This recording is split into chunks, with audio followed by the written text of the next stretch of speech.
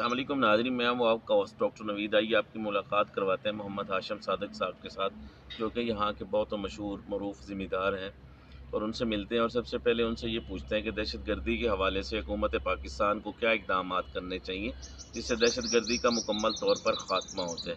دہشت گردی ہمارے ملک کے لیے ایک ناسور بن چکی ہے، جس سے ہماری معاشی حالت تباہ و برباد ہو چکی ہے۔ اور دوسرا اس وقت جو ہے انٹرنیشنل ایشو، وہ ہے اسرائیل کا۔ اسرائیل چاہتا ہے کہ فلسطین کو دارالحکومت بنایا جائے، ہمارا قبلہ اول کو دارالحکومت بنایا جائے، جو کہ امریکہ اس کا ساتھ دے رہا ہے۔ اور تیسرا جو ہے ان کے ذمہ دارہ کے مسائل کے حوالے سے بات کرتے ہیں۔ آئیے آپ کی ملاقات کرواتے ہیں محمد ہاشم صادق صاحب کے ساتھ۔ السلام علیکم جی، وعلیکم السلام۔ کیسے ہیں آپ؟ ٹھیک ہیں؟ اللہ کا شکر۔ دہشت گردی کے حوالے سے آپ کیا کہیں گے؟ دہشت گردی کے حوالے سے جی، پاک آرمی ہمارا دہشت گردی کے خلاف بڑے اچھے طریقے سے فائٹ کر رہی ہے۔ ان کو یہ کافی اچھا رول ادا کر رہی ہے اس میں، اور یہ رول ادا کرتے رہنا چاہیے۔ انشاءاللہ بہت جلد ہی پاک آرمی اس ناسور کو جڑ سے اکھاڑ پھینکے گی۔ دوسرے اس وقت انٹرنیشنل ایشو جو چل رہا ہے وہ ہاشم بھائی، وہ ہے اسرائیل کا۔ کشمیر میں جہاں بھی دیکھ لیں آپ، مسلمان ہی پس رہا ہے۔ آخر اس کی کیا وجہ ہے کہ مسلمان کیوں پس رہا ہے؟ یہ مسلم امہ کو اکٹھے ایک پیج پہ آنا چاہیے اور مل کر اس کا مقابلہ کرنا چاہیے، اور انشاءاللہ کامیابی ہوگی۔ تو یہ مسلمان اب تک تو اکٹھے ہو ہی نہیں رہے نا، تو اس کو کیسے ایک پلیٹ فارم پہ لے کے آنے؟ اس کے لیے کیا کرنا چاہیے؟ اسلامی ممالک تو بہت زیادہ ہیں نا۔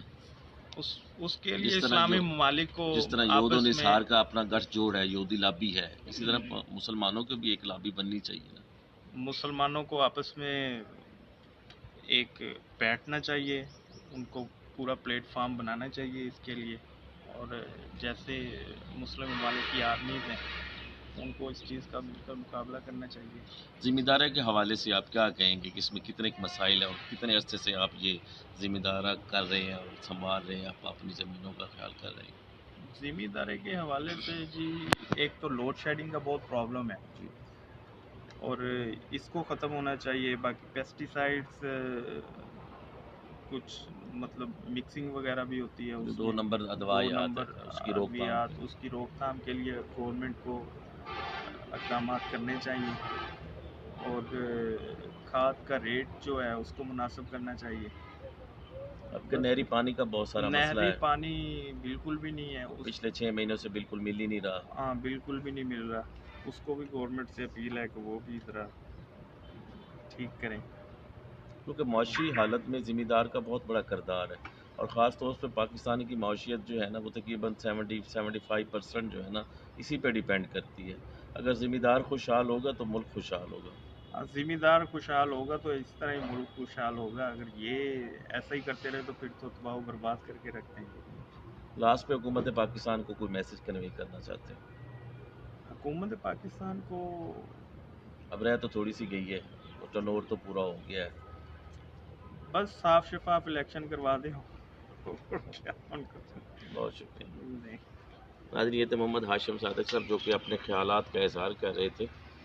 ان کا کہنا تھا ذمہ داروں کے مسائل کے حوالے سے سب سے پہلا مسئلہ یہ ہے کہ پانی، نہری پانی جو ہے پچھلے 6 ماہ سے جو ہے نا وہ بند ہے، وہ ملنا چاہیے۔ زرعی ادویات جو ہیں وہ 2 نمبر ملتی ہیں، اس کو حکومت پاکستان کو چاہیے کہ وہ ادویات کا خیال رکھیں کہ وہ صحیح طور پر ادویات ملیں۔